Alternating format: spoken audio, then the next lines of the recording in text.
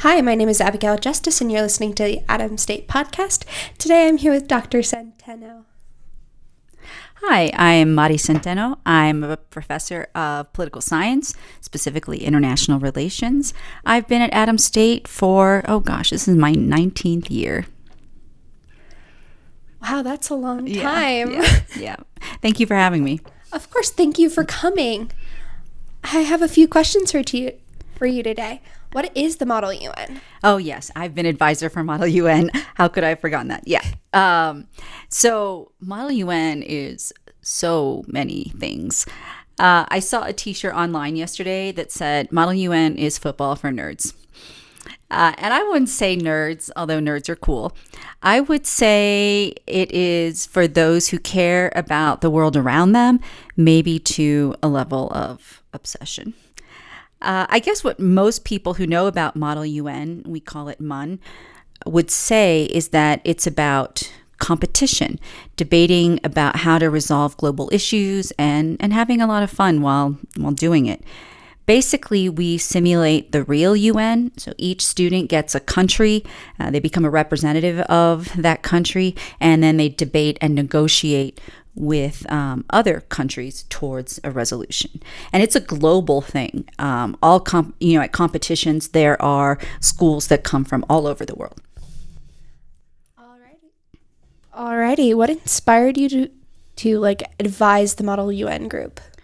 I actually first became a Model UN advisor at the other ASU, at Arizona State, when some of my international relations students wanted to get a team started, and they asked me to advise. And I don't know what it's like at that ASU anymore, but then we didn't get nearly as much support as our team does here. Like there was no funding from student government or anything like that.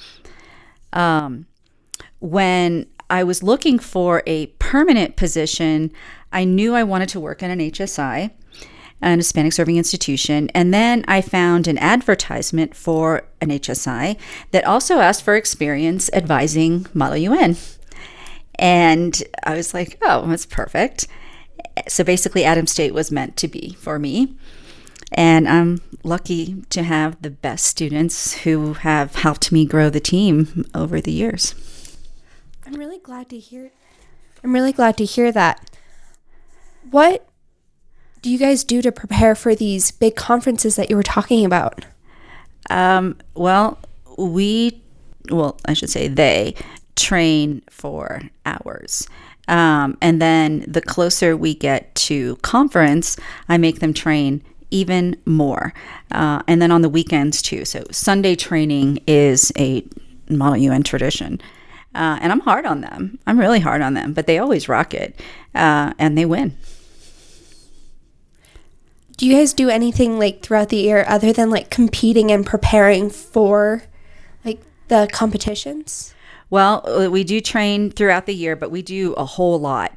So we have representation on ASNF, and we participate in school events like homecoming. We had a pretty cool float this year.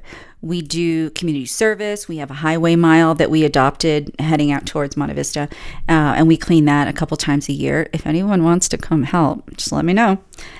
We fundraise a lot because traveling is expensive. And right now we have a sweepstakes going, so let me know if you're interested in that too. For several years, we ran a high school conference. Most years it was virtual due to COVID, but we had 100 high school students from around Colorado and New Mexico come and do what we do when we go to conferences. And it was a former Model UN and ASNF president, Mariah McDermott. She started it. She organized the budget, the judges, everyone to write study guides, and it was really amazing. And then all that with training, a lot of training. Speeches, negotiation, research. So yeah, a lot. I think it's really interesting that you are preparing students to be able to think critically, especially in today's time when critical thinking is such an important issue that at least I know our college is focusing on trying to teach the first year students on, and the grad students as well. And what are the international conferences like? Oh my gosh, they're amazing. Um, it again, they're international, so we have people from all over the world. So you see, and you hear all these different languages, and they're always in just beautiful places. So our first international conference was at The Hague in the Netherlands, and this is the home of the International Court of Justice and the International Criminal Court, and it was a really prestigious conference, and so that was just really amazing. And then we had gone to Venezuela the year before on a model diplomatic mission, and that was pretty cool. We've been to Thessaloniki, Greece. We've been to Rome. We won awards at both.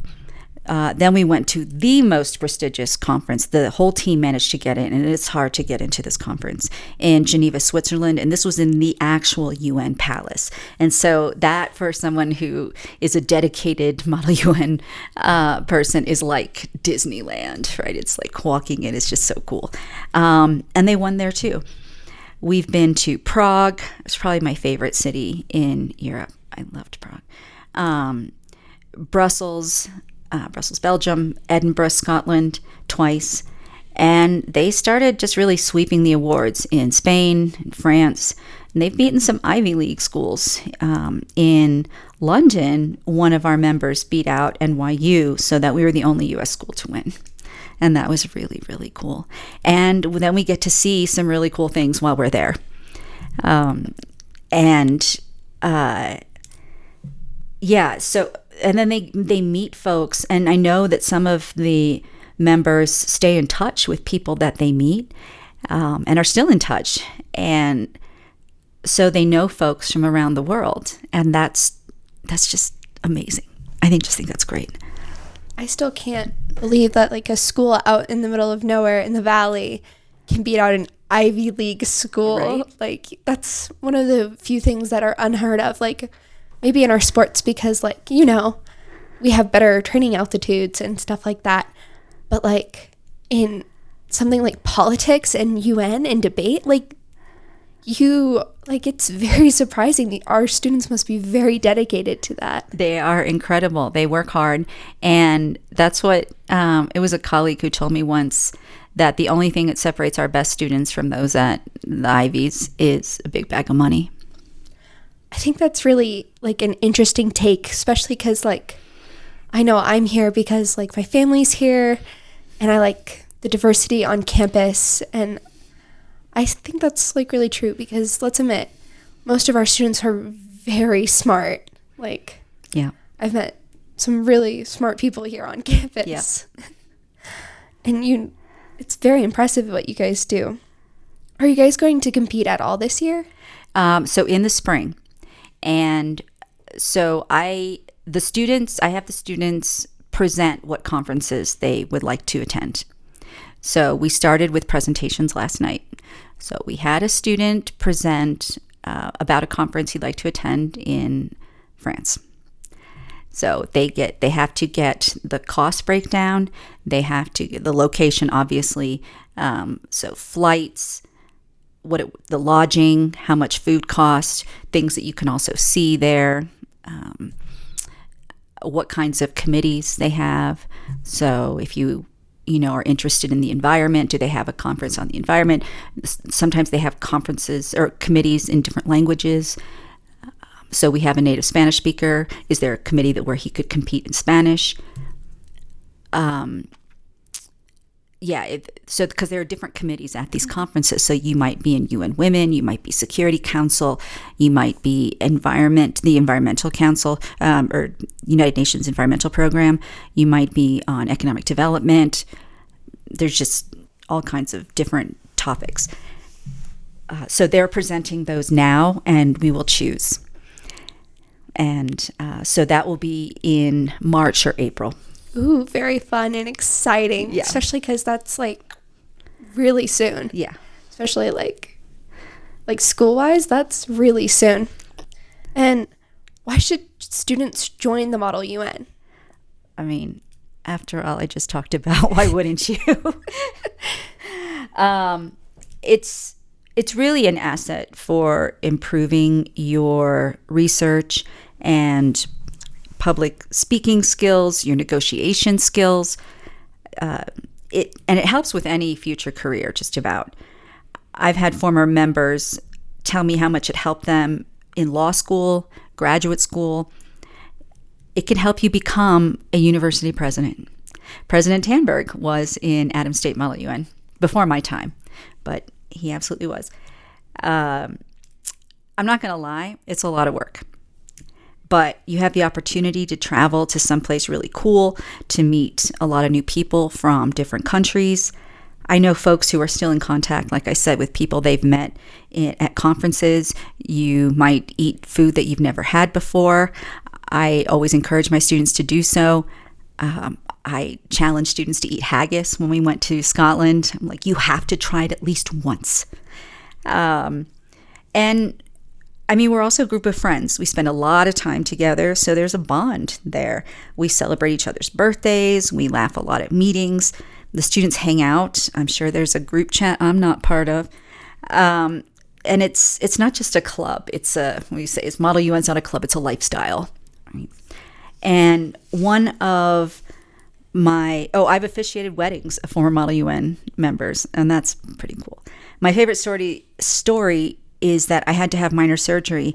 A Model UN student drove me to the hospital and waited with me. I'm in the waiting room, and a former Model UN student texted me a picture of himself in front of the real UN headquarters in New York, because he managed to get to New York to visit. And then the surgeon ended up being a former Model UN member. So it was just really cool, right? So my MUN members are some of my favorite people in the world. It sounds like you are like one big happy family that functions well together. Yeah, I love them. We have squabbles, but yeah, as any group does. Yeah. And then, is there anything else you want to say about the Model UN?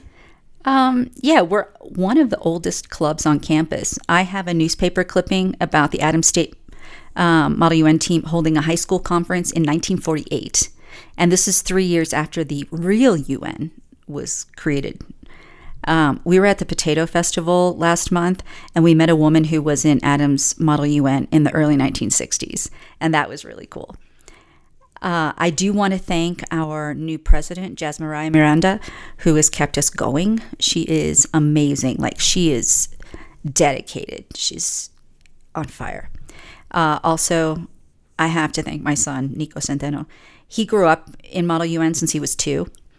And he's really helping me out right now because I'm so busy. I honestly don't know if I could do it without him.